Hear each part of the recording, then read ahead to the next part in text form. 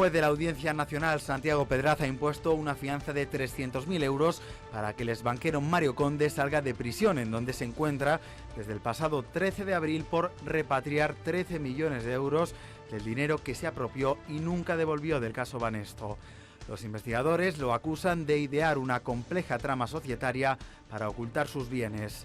El magistrado considera que se ha reducido el riesgo de que Conde entorpezca la investigación y se pueda fugar.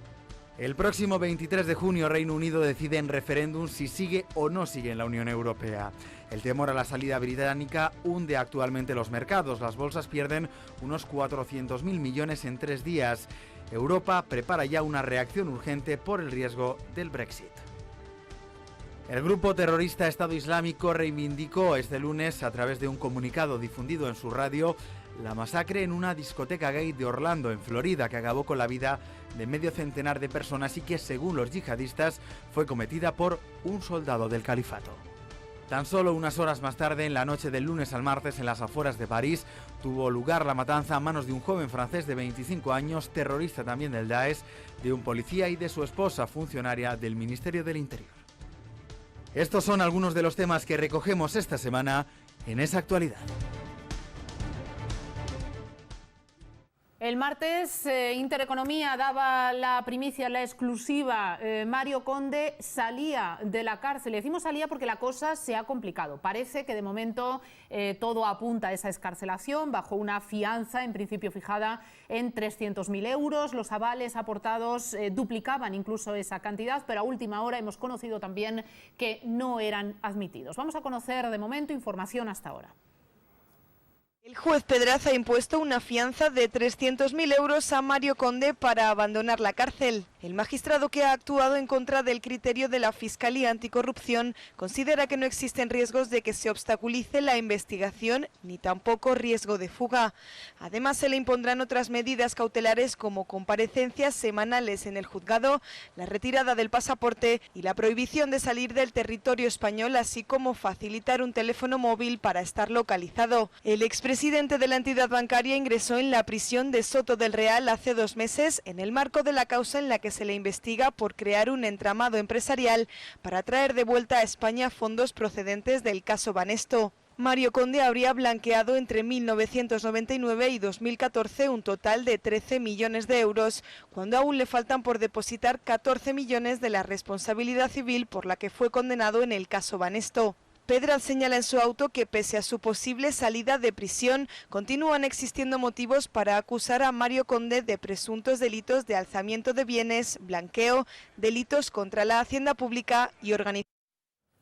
A ver, se están disputando ya el turno de palabra, así que vamos a hacer una cosa por orden, Carlos. Vamos a seguir una ronda de valoración. Es un tema delicado, por supuesto, pero creo que requiere de un análisis más allá de la perspectiva jurídica y entrando también en la proporcionalidad, en la comparativa y en el sentido común, ¿no? Que son cosas que a lo mejor en este caso, no sé qué te parece a ti.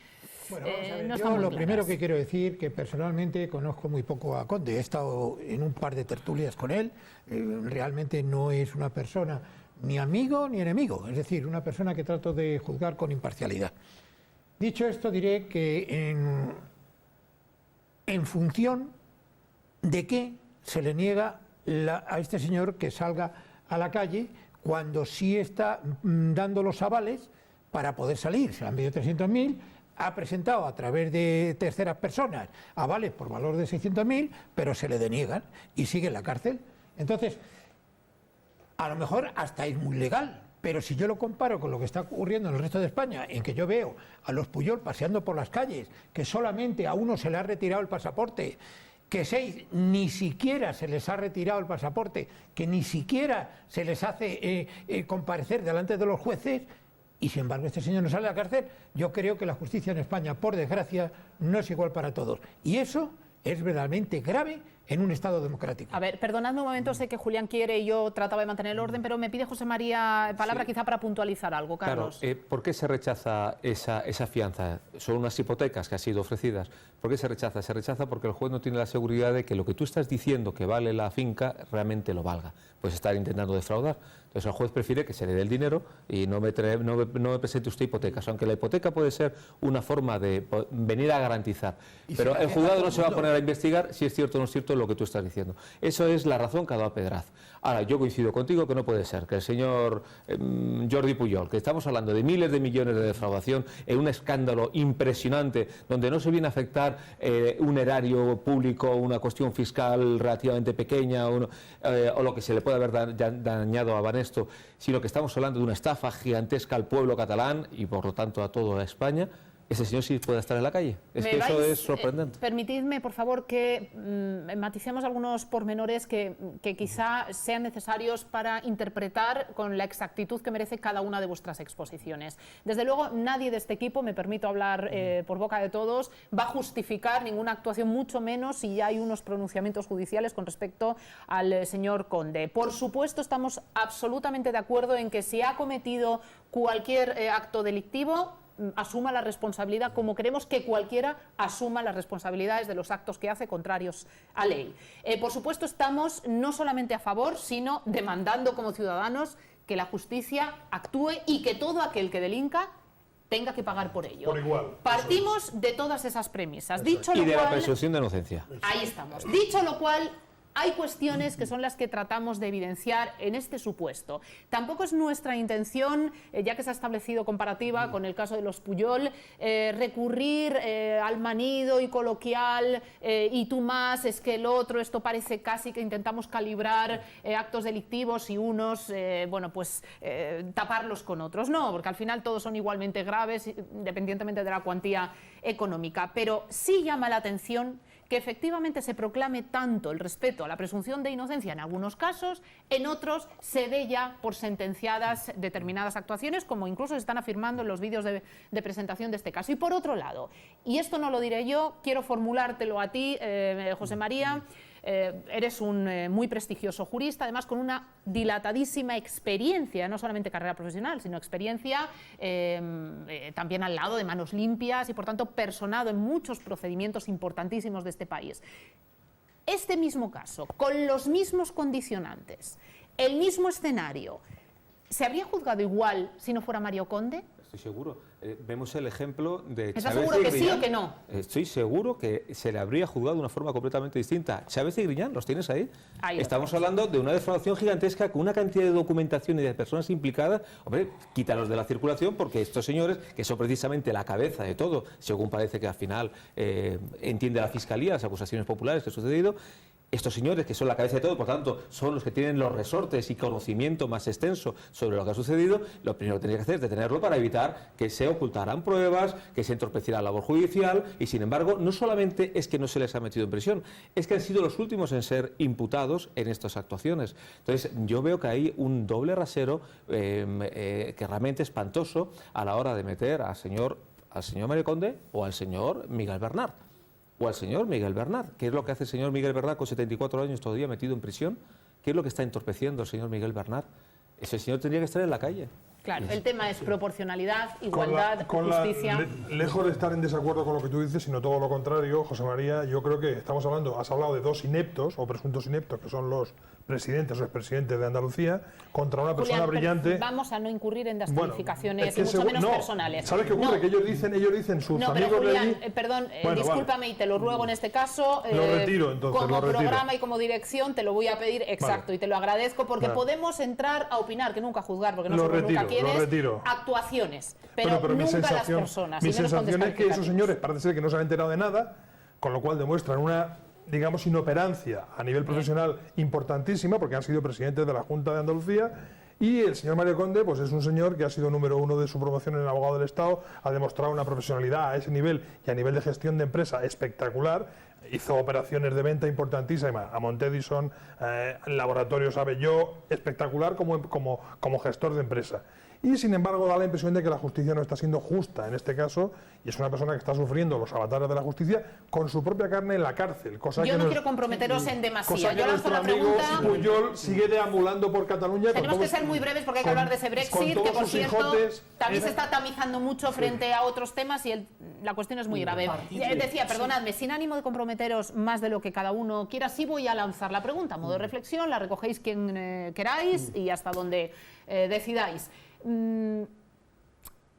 Vamos a ver, la justicia y la política, según los pilares de nuestro sistema, deberían estar absolutamente deslindados. La realidad, yo creo que nadie incurrimos en ningún hecho contrario a ley si afirmamos que en la praxis no siempre ocurre así. En este caso concreto de Mario Conde, ¿cuánto hay de política y cuánto hay de ley? Yo creo que José María esbozaba una cuestión que es importante. Partiendo de la premisa de la presunción de inocencia, también en nuestro ordenamiento jurídico está muy tasado los motivos por los cuales una persona sin la sentencia firme puede estar en la cárcel. Pero claro, la interpretación en última instancia es de un juez. Y esto es una cuestión de un clásico constitucional. Teóricamente el juez tiene que ser plenamente independiente. La cuestión está en que en nuestro ordenamiento jurídico constitucional y en nuestra tradición de estas décadas de andadura, sabemos que la cúspide está muy penetrada por la partidización.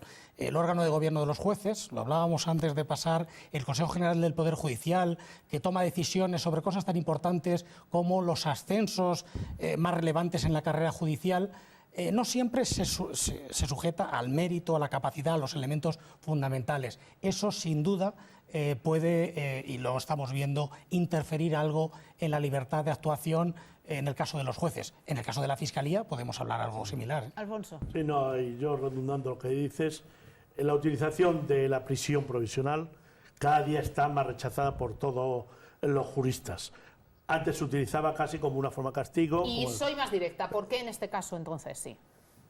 Creo que todo viene de aquella época que Mario Conde escribió un libro contra el sistema. No me acuerdo cómo se llamaba, pero hablaba de... indicaba sus deseos de meterse en política, pero nunca ha dado ese paso.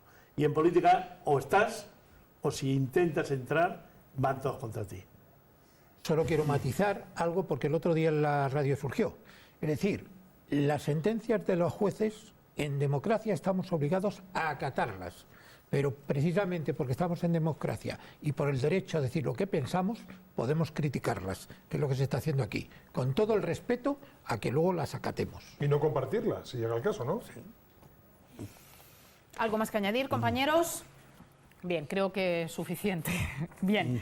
Vamos al ámbito internacional, lo que resta de programa, vamos a dedicarlo precisamente a informaciones que tienen que ver también con nuestro país, pero procedentes del exterior, como es bueno, el riesgo, la alerta que existe, preocupación sin duda por ese posible y ya conocido como Brexit. Vamos a conocer, a contextualizar con un vídeo lo que está ocurriendo y sobre todo lo que vamos a tratar en este programa es, como siempre, de analizar yendo más allá de las posibles derivaciones. La permanencia de Reino Unido en la Unión Europea tiene un 62% de probabilidades de imponerse como la opción más votada en el referéndum del 23 de junio, según la casa de apuestas Betfair. La probabilidad de que la opción de la continuidad en el bloque comunitario se imponga bajó el martes hasta el 55%, pero horas después volvió a subir hasta el 62%. Es curioso que la mayoría de casas de apuestas de Reino Unido e Irlanda otorguen un 60% más de probabilidad a que se evitará el Brexit. Un hecho que contrasta con las 5 encuestas publicadas esta semana que reflejan como ganadora la salida de la Unión Europea, con una ventaja de hasta 7 puntos sobre los partidarios de la permanencia. En el último sondeo online, realizado por la firma TNS, corrobora una hipotética victoria del Brexit. El 47% de los probables votantes afirman que se decantarán por la salida de la Unión Europea, en comparación con el 40% que quieren seguir dentro del bloque, según el sondeo realizado sobre una muestra de 2.497 personas. Según TNS, el 13% de los consultados aún están indecisos o no votarán en la consulta. Aunque sondeos y casas de apuestas no se ponen de acuerdo, lo que está claro es que el resultado será ajustado. Vamos a dar información y pasamos después a vuestras valoraciones y análisis, empezando de nuevo por escuchar al vicesecretario de Comunicación del Partido Popular, Pablo Casado, quien subraya la importancia de la alianza de la Unión Europea en general con Reino Unido.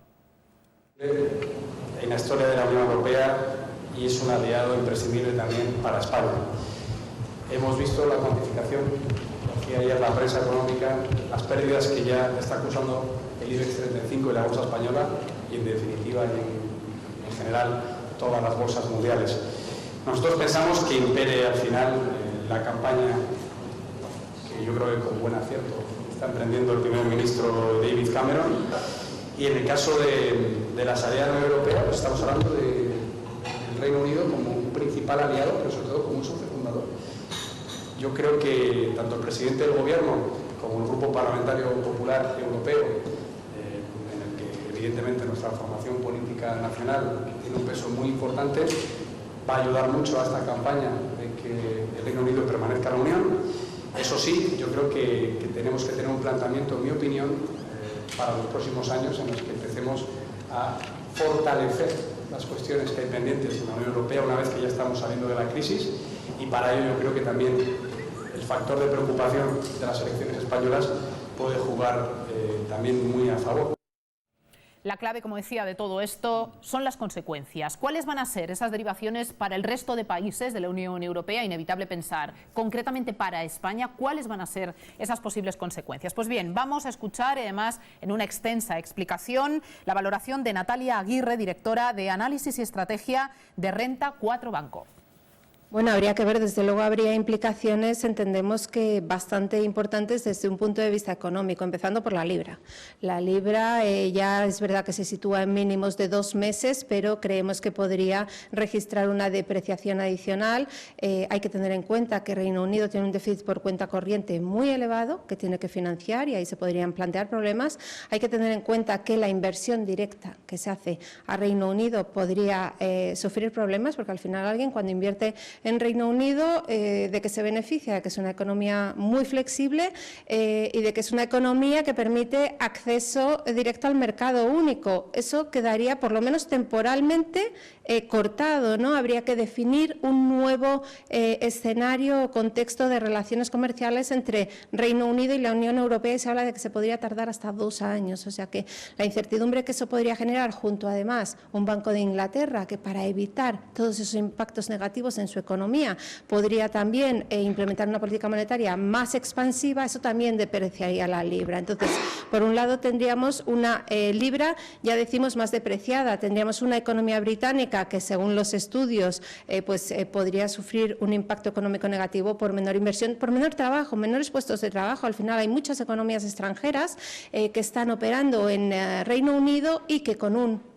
posible Brexit, lo que podrían hacer es coger su producción allí y llevarla a otros países, con la consiguiente pérdida de puestos de trabajo. Entonces, en términos generales, sí que creemos que habría un impacto negativo para el Reino Unido. Lo que pasa es que muchísimos contratos que habría que renegociar, entonces habría que ir caso por caso analizando, y luego no sería lo mismo el impacto para un país que para el otro. También hay que tener en cuenta, si hubiese un Brexit, yo creo que habría también mecanismos para intentar suavizar el impacto negativo. ¿Cuál es el principal? Bancos centrales, o sea, estaríamos otra vez un poco a merced, por decirlo así, o apoyándonos en los bancos centrales, un BCE que tendría que salir al mercado y decir, bueno, pues dada la incertidumbre y para evitar un impacto negativo o demasiado negativo en el resto de Europa, voy a hacer lo que considere o lo que sea necesario. Hay varios analistas que destacan que no sería tanto la importancia cuantitativa del impacto negativo de un Brexit como la importancia cualitativa, y ahí nos referimos sobre todo a contagio a nivel político. Es cierto que bueno, pues el hecho de que se confirmase un Brexit, aunque no lo veamos, pero puede ocurrir, ¿no? En un momento dado, si fuese así, pues podría generar un efecto contagio, aumentar los nacionalismos, los populismos. Y hay que tener en cuenta que el año que viene, en 2017, hay muchos países de la Unión Europea que se enfrentan o a elecciones o a referéndums, y esto evidentemente pues podría tener un impacto. Habría que ver qué ocurre con el proceso del euro. Podría ocurrir incluso que aquellos que quieran que siga adelante intenten intensificar ese proceso de integración y se pueda llegar a generar una Europa a 2 velocidades o intensificar esa diferencia. Magnífica explicación de Natalia, que podríamos resumir en 2 vertientes a analizar. Por un lado, en cuanto a esas repercusiones a la Unión Europea, están las económicas. A mí me gustaría que incluso calibraseis todos vosotros hasta qué punto son o podrían ser graves. Por otro lado, están las políticas. No olvidemos ese posible efecto contagio y cómo el mismo podría ser más incisivo en algunos países. Véase el de España con el problema de los nacionalismos. Todos bajad las manitas, que esto parece el cole, queréis la palabra. Vamos a ir por orden. Si os parece, que tendréis todos vuestro turno. Venga, Jesús. De entrada, hay que reconocer que Cameron, como primer ministro, es un hombre bastante valiente. Cuestiones que estaban afectando al debate público en el Reino Unido, primero el asunto de Escocia, el debate sobre su posibilidad de independencia, echó el órdago, también había un potencial empate técnico y el órdago lo ganó. Otro de los elementos que tradicionalmente y especialmente los últimos 5 o 6 años estaba deteriorando mucho el debate político en el Reino Unido era sobre la relación con la Unión Europea. Ha echado el órdago otra vez. Saldrá victorioso o ese órdago le pueda salir mal, pero osado, hay que reconocerle una elevada osadía a Cameron. Tenemos que ser como muy primer breves. ministro. De cara al resto de países del entorno europeo y puntualmente a España, Jesús.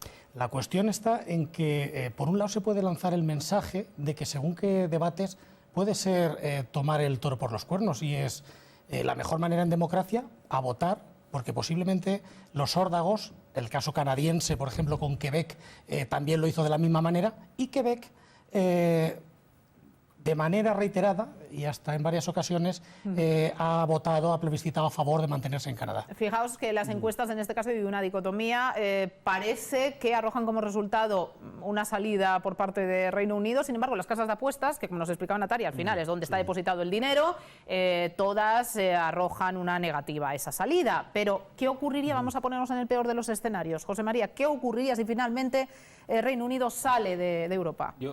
Escuchando atentamente al analista de Renta 4, yo lo que veo ahí es un análisis macroeconómico que indudablemente en un espacio corto de tiempo pues va a tener unas repercusiones tanto en Inglaterra como en el resto de Europa, pues a lo mejor no muy positivas, pero ¿qué quiere que le diga? Es que no se está planteando aquí si una compañía internacional va a tener más o menos cotización en la bolsa de Frankfurt, la de Londres o la de Nueva York. Lo que la gente de la calle está reclamando es tener una soberanía, tener bajo control su propio país, y la Unión Europea, en la deriva que nos está llevando, está haciendo surgir en los ciudadanos, por ejemplo en mí mismo, el hecho de que yo ya no soy dueño de mi destino, es que mi destino está en manos de gente además que ni siquiera he votado, como es la Comisión Europea, como es el Banco Central Europeo, que son organismos oscuros que están por ahí, no se sabe muy bien localizar en el mapa, y que están tomando decisiones que yo no sé hasta qué punto a mí me benefician, pero que en todo caso lo que sí tengo la seguridad es que yo no tengo capacidad para influir. A mí no me extraña. Lo que está ocurriendo en Inglaterra no me extraña, y va a pasar en Dinamarca y va a pasar en otros países europeos.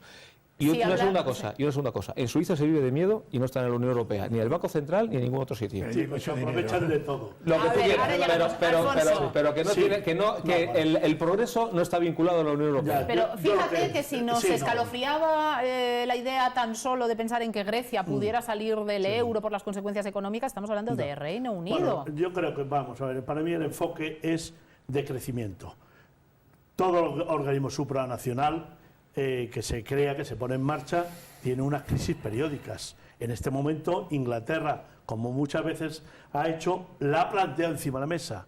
El enfoque británico es liberal y anti-burocracia, mientras que en el resto de Europa somos socialdemócratas y absolutamente burocratizados. Entonces Inglaterra ha dicho que no, o Gran Bretaña, que ya está bien, que ellos quieren controlar en parte su destino, pero sobre todo no quieren burocracia oscura, quieren decisiones más claras y sobre todo quieren libre mercado. Bueno, esto está evidenciando a lo mejor problemas y todavía asignaturas pendientes en la Unión Europea. No, pero dos enfoques me gustaría que muy entráramos en diferentes, consecuencias, que al final el espectador que nos está viendo, Carlos, ya llegamos, el espectador que nos está viendo se está preguntando ¿qué me va a pasar a mí, yo, español, que estoy aquí en mi casa, si finalmente el Reino Unido sale de Europa? Porque hemos metido mucho miedo con una posible salida de Grecia y en peso específico a nivel económico, por supuesto únicamente a nivel económico, no es equiparable. Por tanto, entremos. El planteamiento es distinto. El planteamiento es distinto, pero vamos a intentar explicarlo, Grecia Julián. era una crisis. A ver, es que estamos muy fuera de tiempo. Vamos a seguir el Para orden. España supone, en datos reales, en torno de 1.900 millones de euros en bienes y servicios, que es lo que le vendemos a Inglaterra. Realmente los que van a perder van a ser ellos, que van a bajar su PIB en torno a un 4,3% en el caso de que en el año 19 no renegocien su mantenimiento de alguna manera dentro de la Unión Europea. Ya en Quebec en el año 1995 y en Escocia en el año 2014, se propusieron también referéndum y no se aceptaron. La gente joven de Inglaterra, cuando llegue el día de meter el voto, por eso las casas de apuestas dicen que va a salir el no, cuando llega el día de meter el voto, han conocido esta situación dentro de la Unión Europea, van a votar por primera vez y van a votar mantenerse dentro de la Unión Europea. Carlos, a ver si lo consigo. Para España, concretamente, yo sí voy a tratar de resumirlo en 30 segundos. Creo que se han dicho ya muchas cosas aquí y efectivamente supone un trastorno económico muy importante para Inglaterra y para Europa, para las dos. Durante una temporada verdaderamente va a ser una situación muy grave. De hecho, se va a devaluar el euro y se va a devaluar la libra esterlina. Las bolsas ya lo están acusando y no ha ocurrido respecto al resto de las monedas fuertes del mundo, como puede ser el dólar. Pero dicho esto, para mí hay algo que me preocupa mucho más, porque las aguas terminarían amansándose y se volvería a cierta normalidad, salvo lo que yo más temo, que es el efecto dominó. Es decir, la salida de Inglaterra puede ser la primer ficha que cae, porque ya en Dinamarca están hablando de irse también de la zona europea, en la propia Alemania ya hay fuertes críticas a continuar, y es decir, podría después inmediatamente empezar a salir gente, y eso supondría el fin de la Comunidad Económica Europea y un paso atrás para la sociedad y para el mundo moderno.